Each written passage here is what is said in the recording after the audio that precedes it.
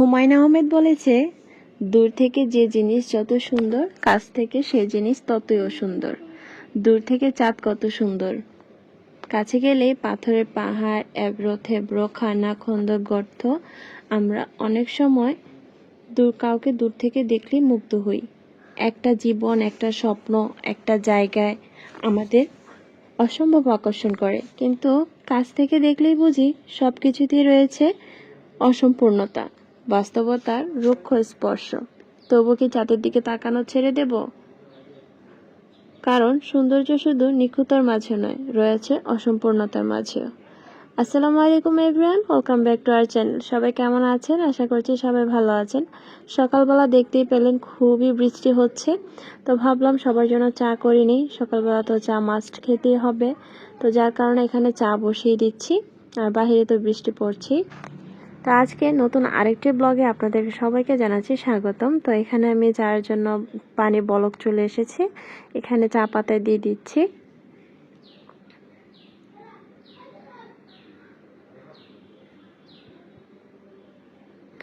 আসলে এমনি বৃষ্টির দিনে হাবিজাবি খেতে মনে চায়, আর বৃষ্টির দিনে নর্মালি সবাই চা খায়, বৃষ্টির দিনে আরও বেশি মনে চায় যে আরেকটু চা খাই। তো পাশের চুলে আমি একটা পাতিল বসিয়ে দিয়েছি, এখানে একটু হালকা কুসুম গরম পানি দিয়ে দেব। তো একটু স্বাস্থ্য সচেতন আবার হচ্ছি, তো এখানে আমি একটু পানি গরম করে নিয়েছি, সাথে আমি একটা গ্লাসে একটু লেবু নিয়েছি। নেওয়ার পরে এই কুসুম গরম পানিটা দিয়ে এখন খেয়ে নিব। তো সকালবেলা উঠেই চেষ্টা করি হাফ লিটার পানি খাওয়ার জন্য। তো প্রায় সময় খাওয়া হয় না, বাট এখন থেকে চাচ্ছি রেগুলার এটা করার জন্য। এখানে আমার চাটা কিন্তু হয়ে গিয়েছে, তো আমার লেবুটাও খাওয়া শেষ। এখন দুধ চিনি নিয়ে আমি চাটা করে নিব সবার জন্য। তো এখানে দুধ আর চিনি দিয়ে দিচ্ছে, আর পাশের যে কাপটা দেখতে পাচ্ছেন এটার ভিতরে আমি শুধু দুধ নিয়েছি, চিনি দেব না। আর চিনি সামান্য একটু দিয়েছি, না তিতো লাগবে, তো যার কারণে এখানে অল্প একটু চিনি দিয়েছি। আর সবারটার ভিতরে একটু বেশি চিনি আছে দেখতে পাচ্ছেন, তো এর জন্য আস্তে আস্তে চিনিটা ছেড়ে দেব। তো বললাম যে লেবু পানি খেয়েছি, তো একটা লেবুর কিন্তু এতটুকুই বেঁচে আছে, বাকিটা কিন্তু খেয়ে ফেলেছি।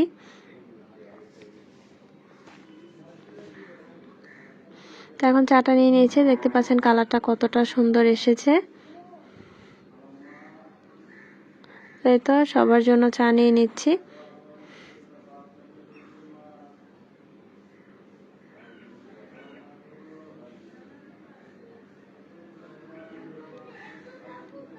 তো এখানে আমার শাশুড়ি আম্মা আর আমার ননদের জন্য নিয়ে নিলাম, আর আমার জন্য তো আমি নিয়ে নিয়েছি।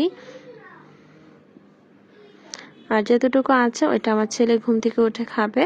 আর এখানে আমি একটা ডিম পোস্ট করে নিচ্ছি, সকালবেলা ডিমটা খাওয়া লাগবে আর কি। তো এখন আমার প্রতিদিন নিয়ম একটা করে সিদ্ধ ডিম সকালবেলা খাওয়ার, আসলে আলসেমির কারণে আমার খাওয়া হয় না, আর নিজে অত একটা গর্জও দিই না। মাঝে মধ্যে মন চাইলে একটা ডিম পোস্ট করে খেয়ে নিই।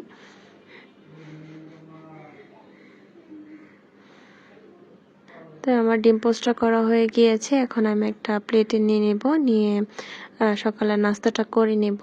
তো আমার ব্লগগুলো আপনাদের কাছে কেমন লাগে অবশ্যই কিন্তু কমেন্ট করে জানাতে ভুলবেন না, এতে কিন্তু আমরা উৎসাহ পাই আরও নতুন নতুন ভিডিও আপনাদের সাথে শেয়ার করার জন্য। এখানে এই তো আমি অর্ধেকটা রুটি নিয়ে নিয়েছি, আর ডিম পোস্ট নিয়ে নিয়েছি, আর চা নিয়ে নিয়েছি। দেখতে পাচ্ছেন পুরো একটা রুটি কিন্তু নিয়ে হাফ রুটি নিয়েছি, তো এটাই খাবো।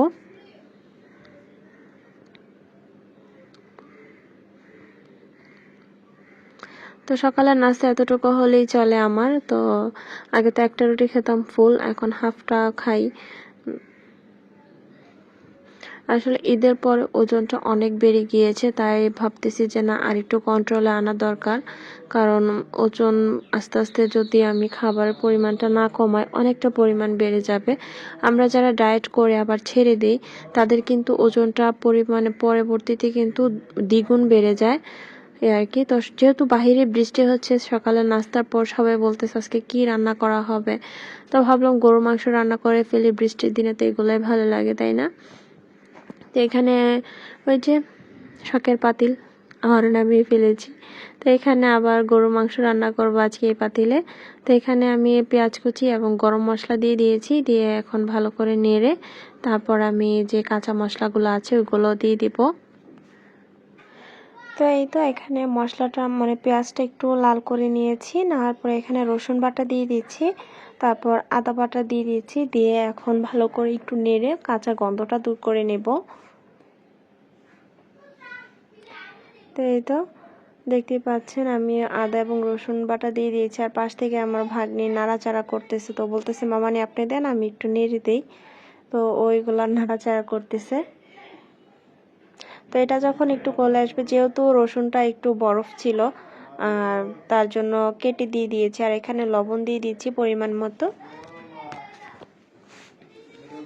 তো পরিমাণ মতো লবণ দিয়ে তারপর এখানে হলুদের গুঁড়া, মরিচের গুঁড়া, ধনিয়ার গুঁড়া, জিরা গুঁড়া সব কিছুই আস্তে আস্তে দিয়ে দিব।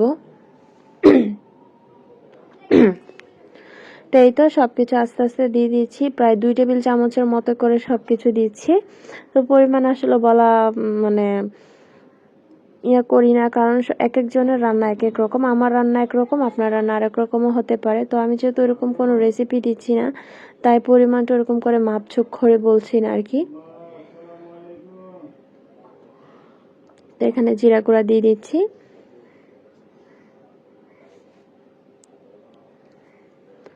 তো এখন একটু পানি দিয়ে দিব, এতে করে মশলাটা ভালো করে কষানো হয়ে যাবে।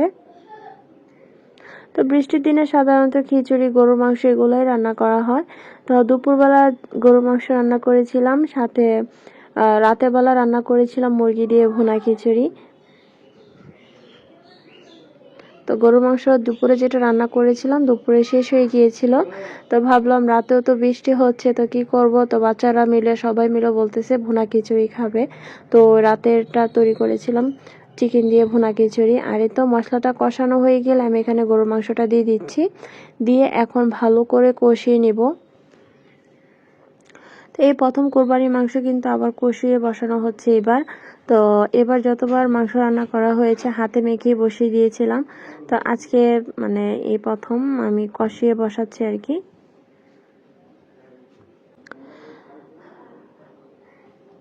তো এখন ভালো করে আমি মশলার সাথে মিক্স করে নিয়েছি, এখন একটু ঢেকে তারপর আমি রেখে দিব মানে কষানোর জন্য।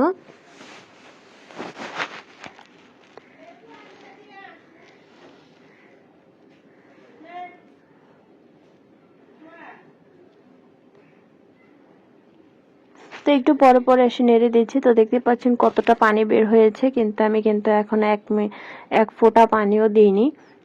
তো কষানোর জন্য অপেক্ষা করতেছিলাম, এখন প্রায় কষানো হয়ে গিয়েছে। এখন এর ভিতরে আলু দিব, আলু ছাড়া কিন্তু আমাদের ঘরে চলেই না। তো আলু মাস্ট বি দিতে হবে, গরুর মাংস বা মুরগির মাংস যেটাই রান্না করি আলু তো লাগবেই। তো বাচ্চারা বেশিরভাগই আলু পছন্দ করে, তার জন্য ওদের কারণে মাংস যে সময় আমরা রান্না করি ভুনা করলে আলু দিতে হয়, কি করার। তো এই তো আলুগুলা ভালো করে ধুয়ে নিয়েছি, এখন দিয়ে দিলাম। তো আজকে আর বেশি কিছু দুপুরে রান্না করব না। তো লতা রান্না করেছিলাম এর আগে, তো ওইটা আছে, আর এখন আমি যে গরুর মাংসটা রান্না করছি এটা হয়ে যাবে দুপুরবেলা।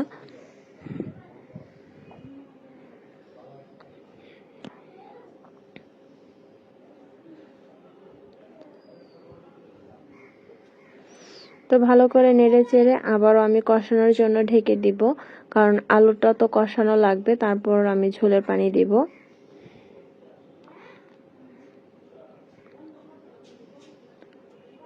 এই তো আলুর সাথে কষানো হয়ে গিয়েছে, এখন আমি ঝোলের পানিটা দিয়ে দিব। অবশ্যই গরম পানি দিতে হবে, তো গরম পানি দিয়ে আমি আবার ঢেকে দিব।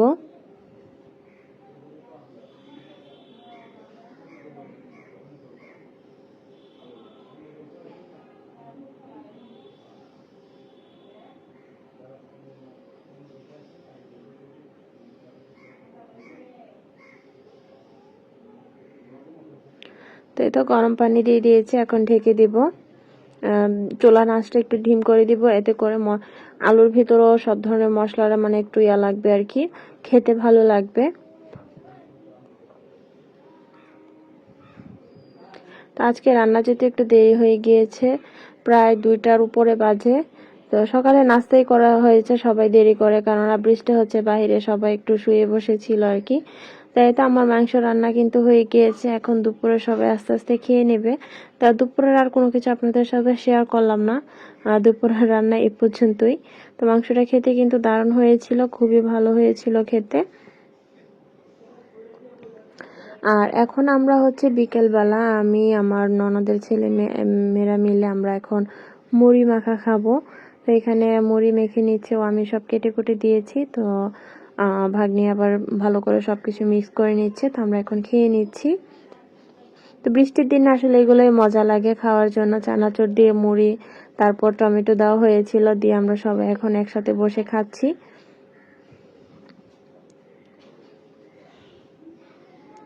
তো আজ এ পর্যন্তই। সবাই ভালো থাকবেন, সুস্থ থাকবেন এবং আমাদের চ্যানেলটি অবশ্যই সাবস্ক্রাইব করে আমাদের পাশে থাকবেন। আল্লাহ হাফিজ। আসসালামু আলাইকুম।